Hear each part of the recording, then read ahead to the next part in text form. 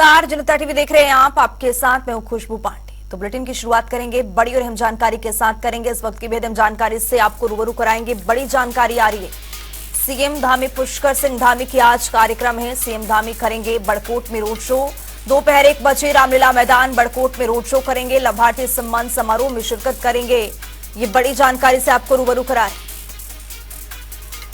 बड़कोट में मुख्यमंत्री पुष्कर सिंह धामी आज रोड शो करते नजर आएंगे। लाभार्थी सम्मान समारोह में शामिल होंगे। ये बड़ी जानकारी दे रहे हैं आपको। रामलीला मैदान में रोड शो का आयोजन किया जाएगा। लाभार्थी सम्मान समारोह में भी शिरकत करते नजर आएंगे मुख्यमंत्री पुष्कर सिंह धामी।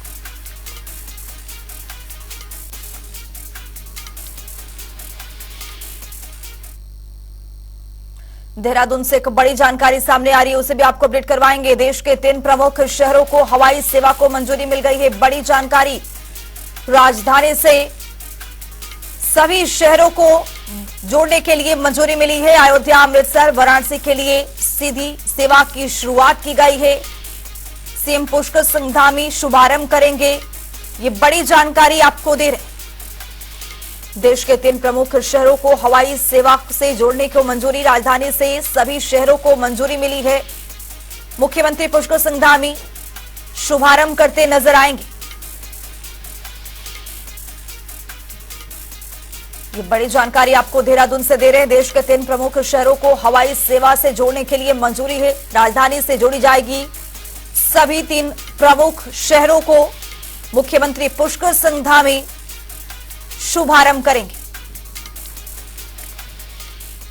तो हमारे साथ हमारे सहयोगी देहरादून से नवीन शुक्ला जुड़ चुके हैं। नवीन, यहां पर देश के 3 प्रमुख शहरों को हवाई सेवा से जोड़ने के लिए मंजूरी मिली है और मुख्यमंत्री पुष्कर सिंह धामी शुरुआत करते नजर आएंगे। जी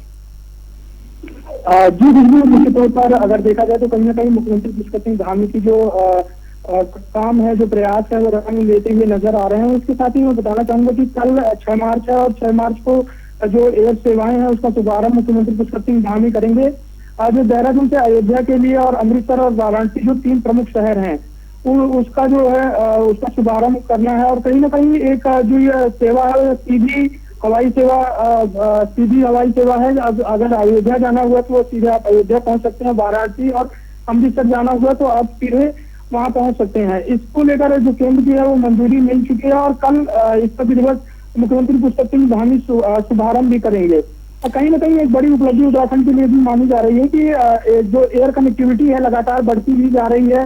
अयोध्या के लिए जो एयर कनेक्टिविटी है उसका शुभारंभ कल होने वाला है। इसके साथ ही जो वाराणसी अमृतसर और वाराणसी के लिए है उसका भी कनेक्टिविटी का कल शुभारंभ होगा। तो कहीं ना कहीं उत्तराखंड के लोगों के लिए चाहे अयोध्या जाना हुआ या फिर वाराणसी जाना हुआ या फिर अमृतसर जाना हुआ, अब आसान रह जाएगा। 1 घंटे के अंतराल में अयोध्या और वाराणसी और जो है अमृतसर पहुंच सकते हैं। तो कहीं ना कहीं एक बड़ी बात जरूर है। और साथ ही इस कार्यक्रम का जो शुभारंभ है वो 9:40 पर किया जाएगा। और एक बड़ी उपलब्धि उत्तराखंड के लिए जरूर होने वाली है कि जो उत्तराखंड में जो एयर कनेक्टिविटी है उसका अब विस्तार होता हुआ नजर आ रहा है। अयोध्या के लिए अब जो है एयर सेवा शुरू हो रही है, साथ ही वाराणसी के लिए और अमृतसर के लिए जो लोग हैं, आने जाने वाले लोग हैं, उन्हें कहीं ना कहीं इससे फायदा भी होता हुआ नजर आएगा। मुख्यमंत्री पुष्कर सिंह धामी ने इसके लिए केंद्र से बात भी की थी और इसकी मंजूरी भी अब मिल रही है। और कल यह दिन भी आ गया है कि जब मुख्यमंत्री पुष्कर सिंह धामी इसका विधिवत शुभारंभ करेंगे। नवीन, कल इसकी शुरुआत हो रही है और यहाँ पर कौन कौन से दिग्गज मौजूद होंगे? मुख्यमंत्री के अलावा मुख्य अतिथि के तौर पर कौन कौन से लोग होंगे? तौर पर अगर देखा जाए तो मुख्यमंत्री पुष्कर सिंह धामी इसका शुभारंभ कर रहे हैं। और कहीं ना कहीं सबसे बड़ी बात ये एक बड़ी उपलब्धि की बात कही भी जा रही है, क्योंकि इस तरीके से रामलला विराजमान हुए, वहाँ पर ट्रेनों का संचालन हुआ, बसों का संचालन हुआ और एयर जो कनेक्टिविटी की बात की जा रही थी, तो एयर कनेक्टिविटी की भी शुरुआत कल होने जा रही थी। कहीं ना कहीं उत्तराखंड के लिए बड़ी उपलब्धि की बात है। खुद मुख्यमंत्री पुष्कर सिंह धामी वहाँ मौजूद रहेंगे और तमाम जो नेता हैं वो भी इस कार्यक्रम में मौजूद रहेंगे। बहुत शुक्रिया नवीन शुक्ला तमाम जानकारी साझा करने के लिए। तो देश के 3 प्रमुख शहरों को हवाई सेवा से जोड़ने की मंजूरी मिली है। राजधानी से ये सभी शहरों को जोड़ा जा रहा है। मुख्यमंत्री पुष्कर सिंह धामी 6 मार्च को आपको बता दें कि शुभारंभ करते नजर आएंगे।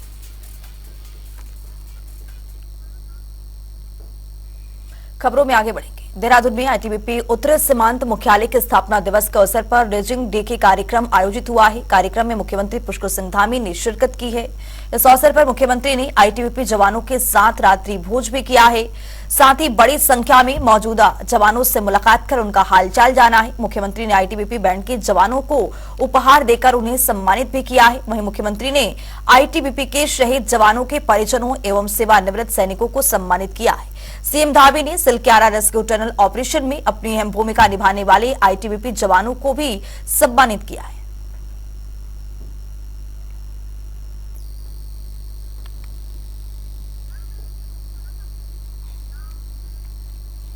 रुकेंगे छोटे से ब्रेक के लिए, फौरन होंगे हाजिर। देखते रहिए जनता टीवी।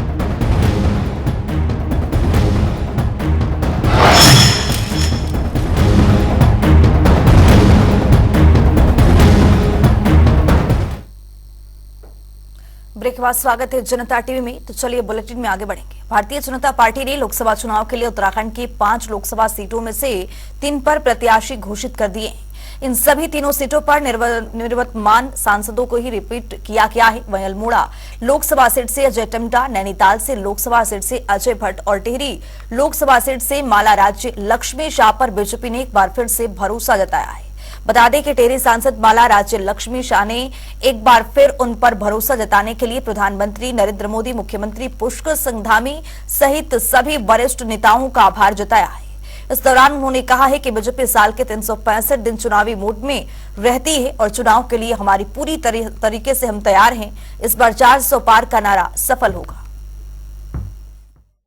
सबसे पहले आप सब लोग को धन्यवाद देना चाहती हूँ और मेनली आदरणीय मोदी जी को, अमित शाह जी को, हमारे धामी जी को, अध्यक्ष जी को, सभी हमारे सीनियर लोग जो हैं और हमारे परिवार जो हमारे कॉन्स्टिट्यूएंसी के हैं लोग, हमारे टेरी के हैं और उत्तराखंड के भी जो सभी लोग हैं, क्योंकि हम सब कनेक्टेड है और सब एक है।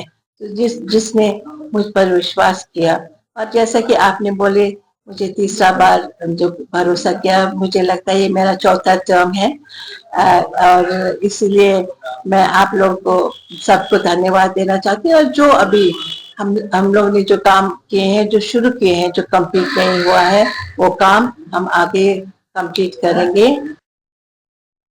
मैं भगवान बद्री विशाल से प्रार्थना करता हूँ कि उत्तराखंड सुख समृद्धि रहे। जिस तरीके से हमारे देश के यशस्वी प्रधानमंत्री जी के नेतृत्व में पूरा देश जो है एक चौमुखी विकास कर रहा है और टिहरी लोकसभा से जो है महारानी राज्य लक्ष्मी शाह जी को जो टिकट मिला, मैं सबसे पहले बहुत बहुत बधाई और शुभकामनाएं देता हूं उनको परिवार सहित और उज्जवल भविष्य की कामना करता हूं और उनके जो है स्वस्थ जीवन और दीर्घायु की कामना करता हूं। और मुझे लगता है कि भारतीय जनता पार्टी 365 दिन जो है चुनावी मोड में रहती है। ये तैयारी करने की जरूरत नहीं है। तो हमने जो हमारा दायित्व है उसका निर्वहन करना है। आज के डेट में सभी लोगों ने मन बना दिया है कि तीसरी बार जो है दिल्ली के सिंहासन पे जो है देश के यशस्वी प्रधानमंत्री नरेंद्र मोदी जी को बिठाना है। तो उसके लिए हर व्यक्ति की जो है अपेक्षाएं हैं कि जो हमारा सांसद को जिनको जो टिकट मिली है वो जाके उनको जो है अब जन जन तक जाएं और एक जो फॉर्मेलिटी जो तमाम चीजें हो जाएं। यानी आने वाले समय में ये तय है 400 पार इस बार जो है ये संभव है। आप लोकसभा चुनाव को लेकर बीजेपी की तैयारी है। बीजेपी की ओर से 3 लोकसभा सीटों का ऐलान किया जा चुका है, जिसमें अल्मोड़ा से एक बार फिर अजय टम्टा पर भरोसा जताया गया है। वहीं अजय टम्टा ने अल्मोड़ा में हो रहे विकास के लिए प्रधानमंत्री नरेंद्र मोदी का आभार व्यक्त किया है।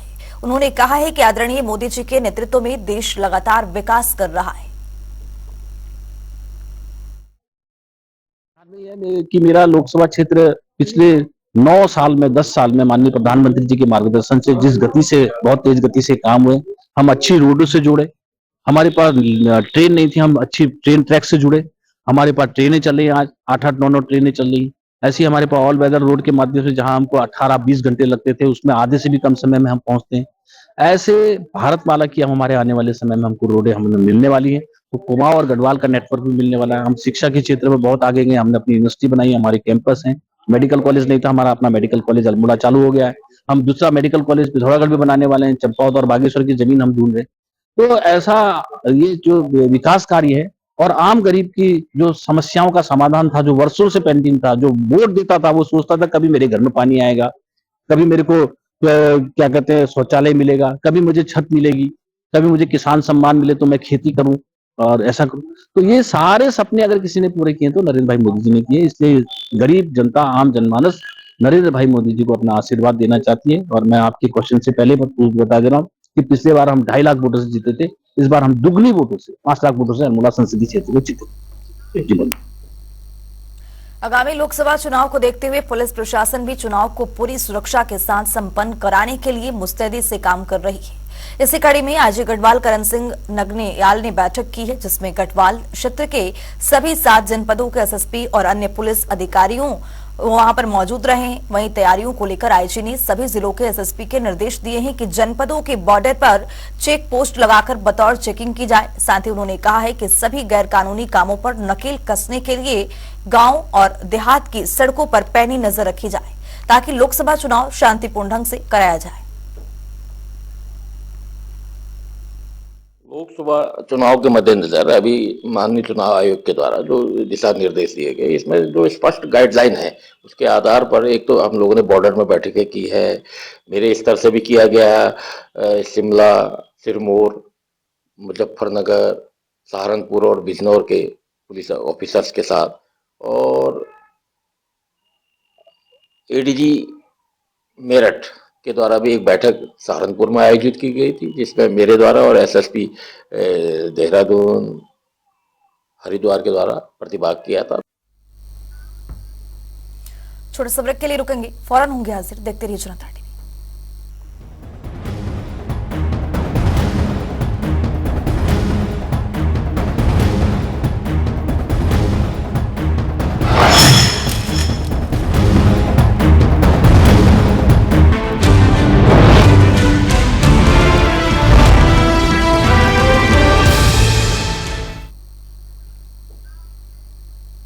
ब्रेक के बाद स्वागत है जनता टीवी में। तो चलिए रुक करते हैं एक बड़ी जानकारी की, और बड़ी जानकारी सामने आ रही है।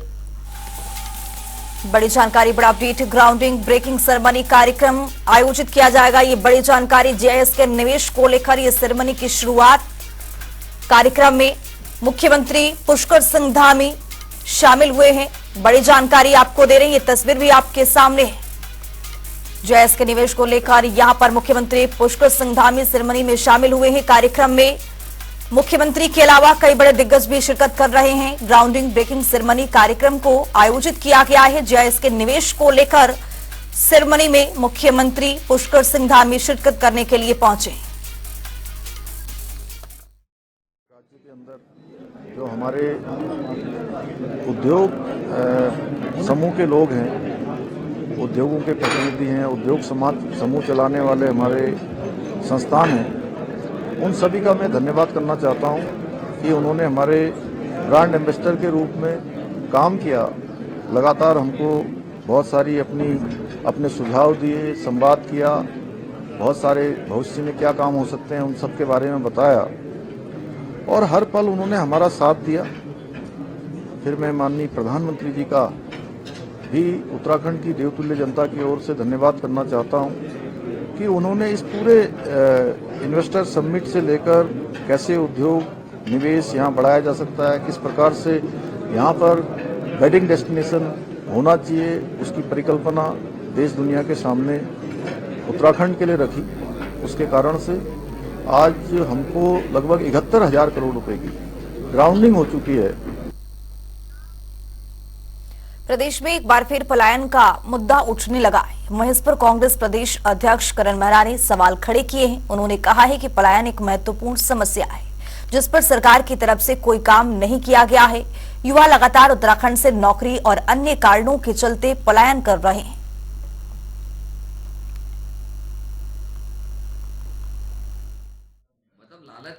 देखिए, मुख्यमंत्री जी का जो बयान है आधा सत्य है आधा झूठ है। गांव का डेवलपमेंट करना तो युवाओं पे पड़ गए, सच है, लेकिन पलायन रोकने के लिए आप क्या कर रहे हैं? आपकी केंद्र सरकार ने अग्निवीर योजना लाके पलायन को बढ़ावा दिया है, क्योंकि अब फौज ही नहीं रहेंगे और फौज में जाने के रास्ते बंद होंगे तो आदमी आजीविका के लिए, अपने जीवन यापन के लिए, अपने बच्चों के लिए उसको बाहर जाना पड़ेगा। दूसरा, इन 7 सालों में 7 साल हो गए बीजेपी की सरकार को उत्तराखंड में, युवाओं के लिए कौन से ऐसे प्रोग्राम लेके आए कि युवा गांव में टिके। और इस बजट में मैं भी देख रहा था, युवाओं को रोकने के लिए, पलायन रोकने के लिए कोई ऐसा नहीं है। पलायन आयोग की रिपोर्ट है 600 गांव आज भी ऐसे हैं इस उत्तराखंड में जिसमें आज तक सड़क नहीं है, जबकि हरीश रावत ने मेरा गांव मेरी सड़क नाम से एक योजना शुरू की थी जिससे गाँव को कनेक्ट किया जा रहा था। उस योजना को इस सरकार ने बंद कर दिया। तो आप कर क्या रही युवाओं के लिए? उत्तराखंड विधानसभा का बजट सत्र खत्म हो चुका है, लेकिन फिर भी विपक्षों के विधायकों की नाराजगी थमने का नाम नहीं ले रही है। सदन के अंदर से लेकर बाहर तक विपक्ष अपनी नाराजगी जाहिर कर चुके हैं। वहीं अब उपनेता प्रतिपक्ष भुवन कापड़ी ने सरकार पर आरोप लगाते हुए कहा है कि कांग्रेस पार्टी ने सत्र चलाने में सरकार का भरपूर सहयोग किया है और सभी जगह हिस्सा भी लिया है, लेकिन हमें फिर भी सत्र में बोलने का मौका नहीं दिया गया है। अब अनिश्चित काल के लिए समाप्त कर दिया गया है। आगे उन्होंने क्या कुछ कहा है, सुनिए। ये मुझे लगता है उत्तराखंड बनने के बाद उत्तराखंड के इतिहास में पहली बार है कि जब नेता सदन ने, आदरणीय मुख्यमंत्री जी ने जो है कि महामहिम राज्यपाल जी के अभिभाषण पर धन्यवाद प्रस्ताव भी नहीं रखा और जो है बजट पर भी अपनी बात नहीं रखी। तो ये प्रदेश की जनता को गुमराह करने के लिए इतना बड़ा जो है स्टेप जो है भारतीय जनता पार्टी की सरकार ने उठाया है। ये मुझे लगता है कि जनहित के मामलों से इनका कोई सरोकार नहीं है और ये बहुत ही अब अजीब सी स्थिति है कि सरकार जो है एक दिन आदरणीय नेता सदन का इंतजार नहीं कर पाई, बस आनन फानन में कटौती का बजट प्रस्ताव लाकर 2 दिन का सदन खत्म कर दिया। राष्ट्रीय युवा हिंदू वाहिनी ने धामी सरकार की काम की सराहना करते हुए सरकार से अवैध मजारों और मदरसों के लिए टास्क फोर्स बनाने की मांग की है। बता दें कि अनुराग भुगवंशी ने हरिद्वार पहुंचकर प्रेस कॉन्फ्रेंस की है। उन्होंने कहा है कि केंद्र में मोदी सरकार और उत्तराखंड में धामी सरकार सनातन के लिए अभूतपूर्व काम कर रही है, जिसके चलते उन्होंने मांग की है कि उत्तराखंड में अवैध मदरसों और मजारों पर कार्रवाई करने के लिए एक स्पेशल टास्क फोर्स का गठन होना चाहिए। राजनीति में ऐसे लोगों को लाने का लक्ष्य है जो अच्छी समाज सेवा कर सकते हैं। हिंदू वाहिनी में भी कार्यकर्ता ऐसे हैं। हम उत्तराखंड को मजार, मदरसा और जिहादी मुक्त बनाना चाहते हैं। सनातन धर्म की स्थापना है पूर्ण रूप से हो। और मैं मुख्यमंत्री पुष्कर धामी जी से बताना चाहूँगा कि मैं चुनाव में भी आपको पूर्ण समर्थन देता हूँ, उत्तराखंड भाजपा को पूर्ण समर्थन देता हूँ, लेकिन एक मांग भी करता हूँ कि आप एक तत्कालिक टास्क फोर्स का गठन करें जो हवाई सर्वेक्षण करे और जो रेगुलर रेस्क्यू भी उससे होगा और उसके द्वारा उत्तराखंड में जितने भी अवैध मजारे बन रही हैं, मदरसे बन रहे हैं, उनको तत्काल देखकर तोड़ा जाए। कोई ऑर्डर की परमिशन की जरूरत नहीं पड़नी चाहिए, क्योंकि जब परमिशन का लफड़ा आ जाता है ना तो वह विवाद होता है, जनता में समस्या पड़ता है, तो वो चीज़ नहीं होना चाहिए, विकास के काम में बाधा पड़ती है। उस टास्क फोर्स का गठन करें। उस टास्क फोर्स में जो कमेटी बनेगा उसके अंदर जो गैर राजनीतिक लोग हैं और समाज सेवी लोग हैं उनको भी शामिल किया जाए। विश्व प्रसिद्ध 4 धाम यात्रा की शुरुआत हो चुकी है। एक और जहां यात्रा को लेकर यात्रा काफी उत्साहित है, तो वहीं दूसरी तरफ यात्रियों को किसी भी तरह की दिक्कत का सामना न करना पड़े, इसके लिए आरटीओ भी अपनी काम कर रही है। इस पर जानकारी देते हुए आरटीओ अधिकारी सुनील शर्मा ने बताया है कि यात्रा के संबंध में लगातार उच्च स्तरीय मीटिंग की जा रही है। यात्रियों को कोई असुविधा न हो, इसके लिए परिवहन विभाग पूरी तरह से तैयार है। 4 धाम यात्रा 2024 के संबंध में सीएस महोदया ने भी मीटिंग ली है और उन्होंने स्पष्ट निर्देश दिया हुआ है कि इस बार की मीटिंग में, इस बार की यात्रा में किसी भी प्रकार से यात्रियों को कोई असुविधा ना हो, उसके लिए हर विभाग अपनी योजना बना ले और उस पर कार्य शुरू कर दे। इसी के अंतर्गत परिवहन विभाग द्वारा ये योजना बना ली गई है कि जो भी ऑनलाइन सर्विसेज जैसे ग्रीन कार्ड की सर्विसेज या ट्रिप कार्ड की सर्विसेज है, उसकी बैक हैंड प्रिपरेशन कर ली जाए ताकि सर्वर से डाटा तुरंत फैच हो सके और आदमियों के जो भी आने वाले हमारे आगंतुक हैं उनके जो ग्रीन कार्ड है और ट्रिप कार्ड है आसानी से बन सके। इसके अलावा हमने ऑफिसेज में जो ग्रीन कार्ड बनते हैं स्टाफ की तैनाती के लिए भी रिक्वेस्ट कर दी है। इसके अलावा जितनी हमारी चेक पोस्टें हैं वहां पर जो हमारे पीआरडी के जवान हैं उनके संबंध में भी हम अपने डिमांड रख दी है। इस बुलेटिन में मेरे साथ इतना ही। देश और दुनिया की तमाम खबरों के लिए बने रहिए जनता टीवी के साथ।